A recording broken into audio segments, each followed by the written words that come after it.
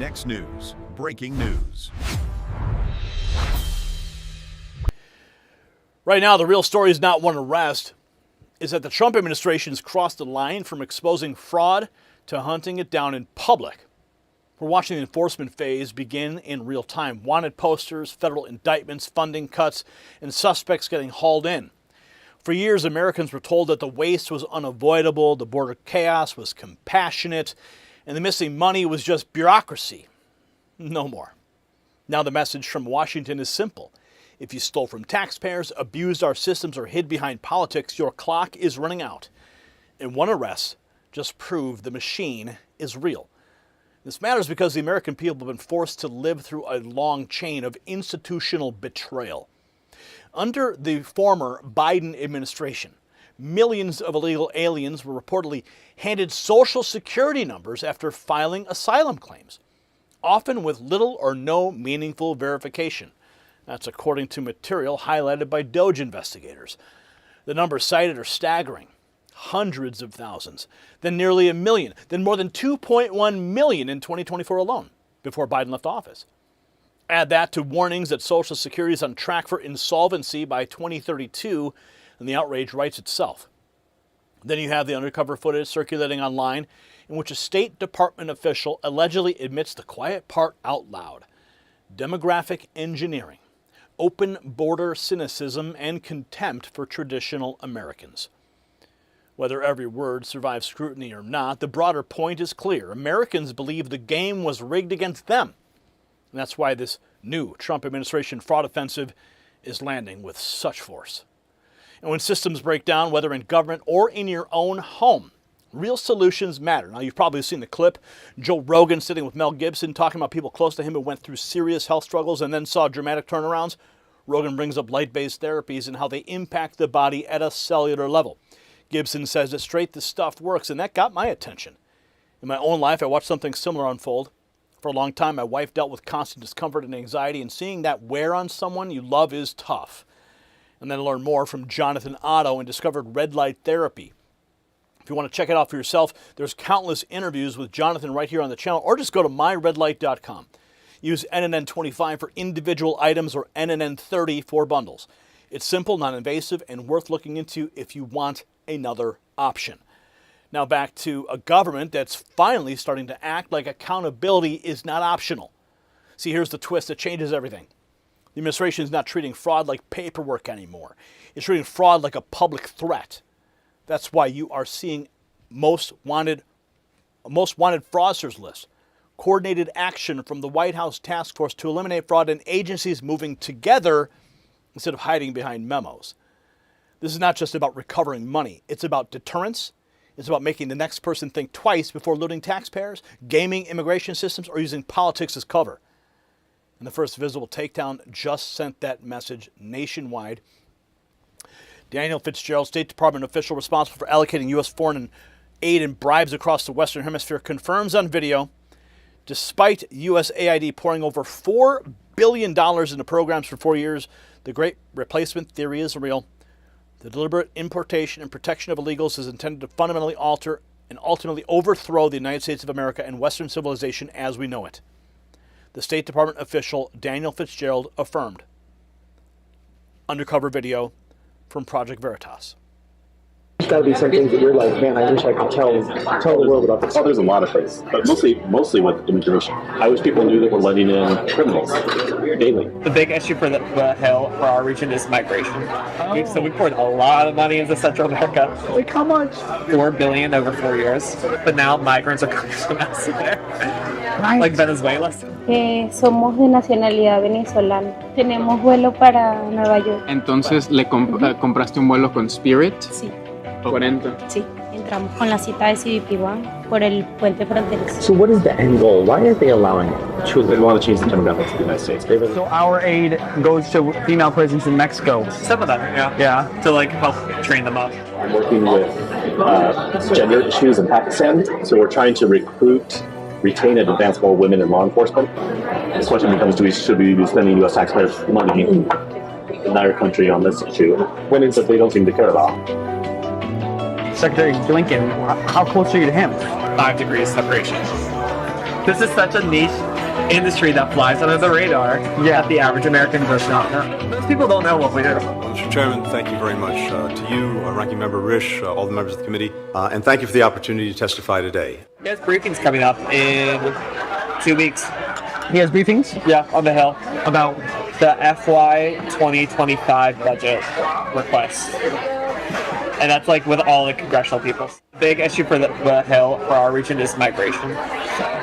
Oh How to stop migration. What are we doing to stop migration? He's not accountable for that, is he? Yeah, we do stuff for it. Oh, do you? Yeah. Oh, I didn't realize that. It's called the root causes strategy. Ooh, how... It's giving money to support and help people at where the origins of the migrants are, so they feel like they can stay there instead of migrating out. So it's Central America, basically. It's what? It's basically Central America, like support and development. So we poured a lot of money into Central America. So, the undercover tape points straight to a system built to reward illegal entry. Now we get the numbers. Millions of Social Security numbers reportedly handed out under Biden while the program itself races toward insolvency. Social Security on track to become insolvent by 2032. To reveal what's really going on. Doge exposed our immigration asylum disaster. That was the tip of the iceberg. Now here's the story. Doge has found that immigration gave a work authorization document to illegals just 5 months after they filed for asylum. That document allowed them to work while they waited to hear whether their asylum request had been accepted or denied. So they could work as an illegal, knowing it would take years before their case was heard. The Immigration Department mailed them a Social Security number. No interview, no proof of identity. Just put it in the mail. Here's your number. In 2021, Doge says 270,000 new aliens were issued Social Security numbers, 590,000 in 2022, 964,000 in 2023, and 2.1 million in 24, right before Biden left office. Doge also discovered that 1.3 million aliens are now receiving Medicaid. Millions received driver's licenses, some registered to vote, and Doge says some actually did vote. Try and square that against Democrat claims that Musk is destroying Social Security and cutting Medicaid. He's not destroying. He's weeding out people who don't qualify. Who is really guilty of misinformation in this case? It is not Elon Musk. So the Biden administration issued 4 million Social Security numbers to illegals. If you're not outraged, you're not paying attention. So that was just not just an open border problem. Benefits paperwork, taxpayer money moving fast. Next, the FBI shows what happens when the fraud task force starts naming names with its first arrest off the new most wanted list. Trump Daily Post reporting that the FBI made its first arrest from the new most wanted immigrant fraudsters list. Saeed Abdullah Areg allegedly stole over $4 million from the child nutrition program. Kash Patel is not playing around. They're coming for all of them. Our society's from. We rely on you. Our best form of information is the American public. Take a look at this top 10 most wanted. Let us know any information. There is no bad piece of information.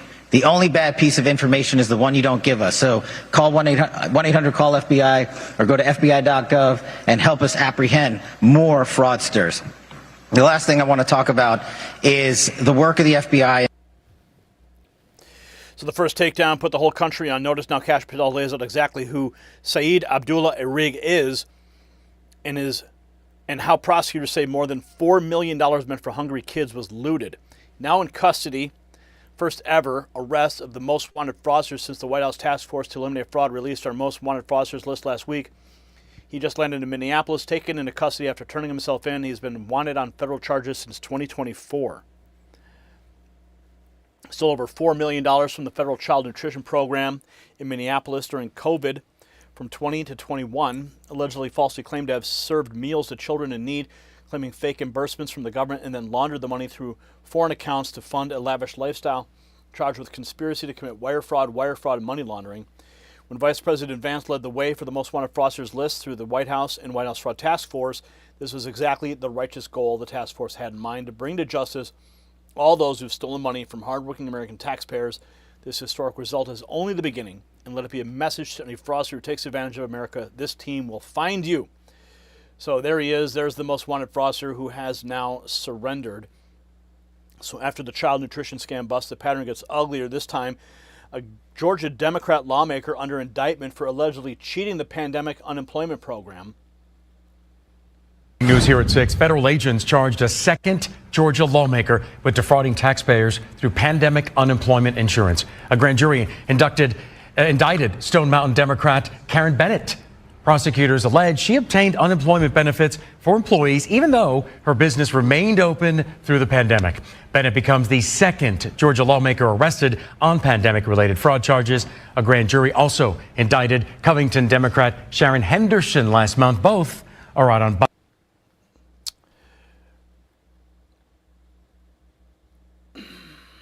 So the fraud trail doesn't stop at one blue state. Shifting west, the Trump administration now yanking tens of millions from Los Angeles Democrats' homeless machine over alleged waste, abuse, and failed controls. They're defunding tens of millions of dollars from the LA homeless program after rampant fraud. Long overdue. The government is cutting off tens of millions in federal funding from LA's homeless program over what it calls mismanagement and lack of safeguards against potential fraud. David Spunt live at the Justice Department. Hi, David.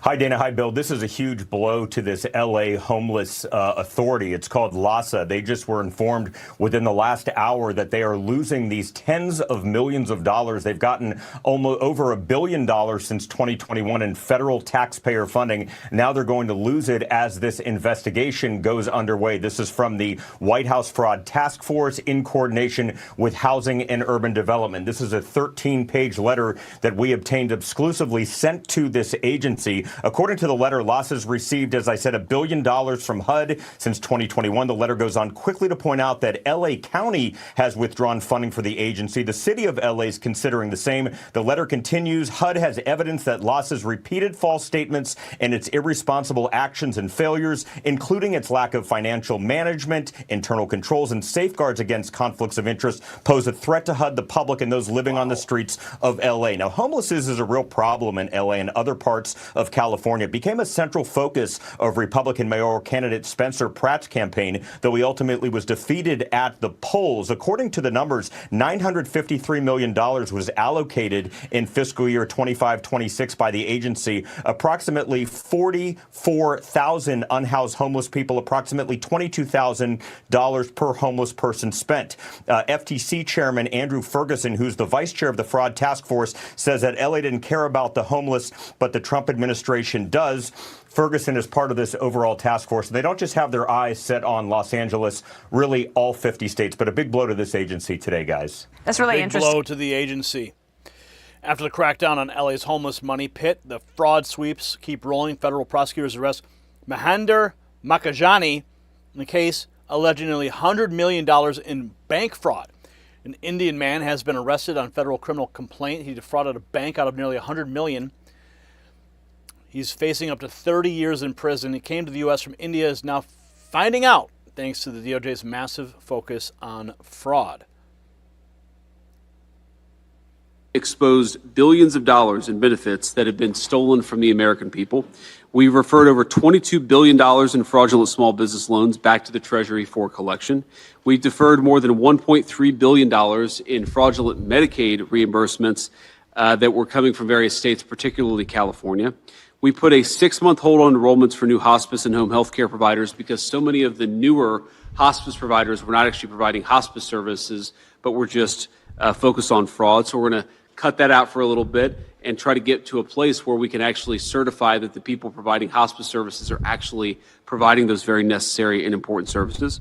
We recovered taxpayer funds from the $135 billion stolen after the floodgates were open in the immediate aftermath of COVID.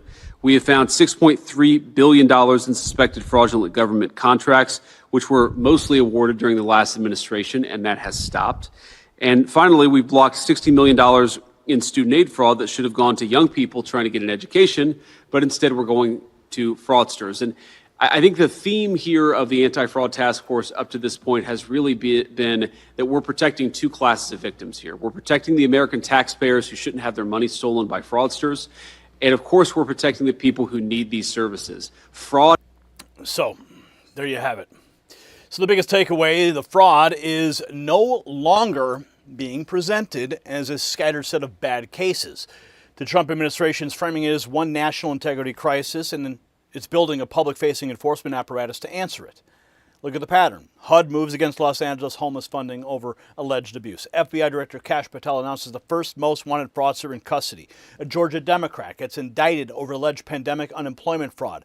Federal prosecutors bring a major bank fraud case in California. These are different sectors, different states, different defendants, but one message: no immunity. Not for nonprofits, not for political insiders, not for foreign-born scammers, and not for anyone who thought the system was too weak or too corrupt to fight back. And that's why this moment matters. You see, for years, the ruling class acted like fraud was just background noise, like Americans should shrug while their money vanished, their borders collapsed, and their institutions lost credibility. President Trump and Vice President J.D. Vance are sending the opposite signal. The era of excuses is over. The first arrest from the most wanted fraudster list is symbolic, yes, but symbols matter.